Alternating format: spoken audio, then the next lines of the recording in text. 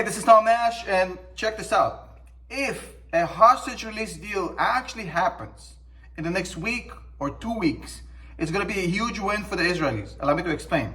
Now, I think that a hostage release deal was very unlikely just a few days ago, but now we're hearing that Hamas is way different. Now they're ready to negotiate. Something happened.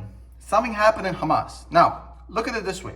The Israelis have already rejected the current offering by Hamas, which is the release of 1,000 prisoners and the complete retreat of the Israelis from Gaza for the release of 40 out of the 140 hostages Hamas currently has. So 1/3 of the hostages for the complete cessation of the war and 1,000 Palestinian prisoners to be released from prison and not to be exiled, to be actually led back into their homes like nothing happened.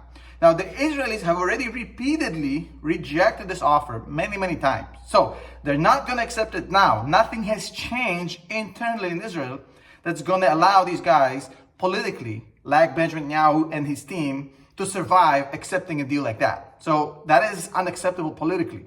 Now, what happens right now is that the Israelis are making serious progress, and Hamas seems to be kind of on the back foot. So they're willing to negotiate, but it's not a bona fide negotiation. I'll explain. What Hamas is trying to do here is to delay.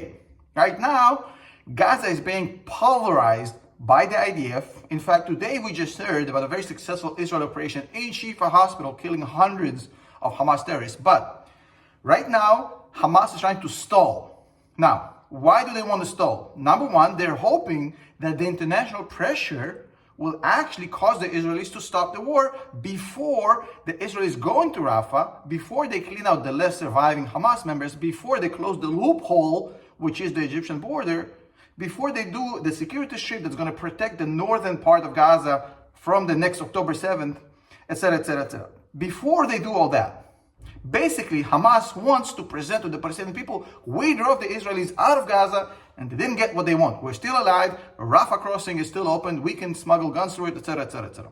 And we also released 1,000 prisoners.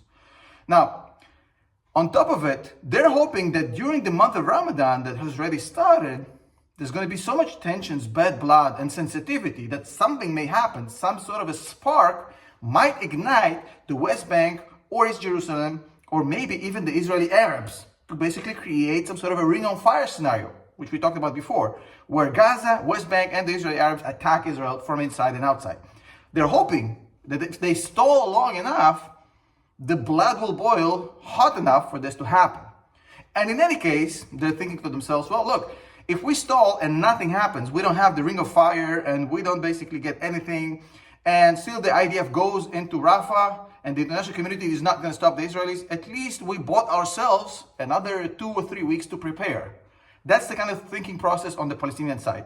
So the Palestinians will not accept any sort of deal that's not going to be in a situation of dire, kind of a last-minute survival tactic. Allow me to explain. So right now, the conditions on both sides are unacceptable. The Israelis are not accepting the Palestinian conditions. The Palestinians are not accepting the Israeli conditions. So the Israelis have no pressure on their end because they've already been through the worst. And the current public opinion in Israel is basically that this government should be allowed to continue, finish the job, finish the war, and then they're going to do an election, whatever that may be. So there's no real internal pressure on the Israeli government. And the war, strategically wise, is going very well for the Israelis.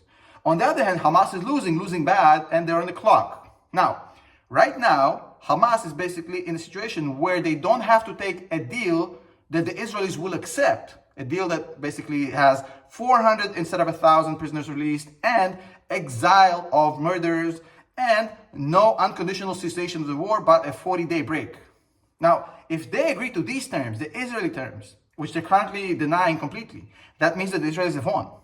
Now, if that happens, you know that Hamas is basically finished because they had to agree to this demeaning deal just to survive. But if, of course, they don't agree to any deal, and this is going to be a colossal waste of time for the next 2 weeks, you know that Hamas is basically trying to stall and wait if they can get more organization going, more preparation going before the inevitable invasion into Rafah by the Israeli military.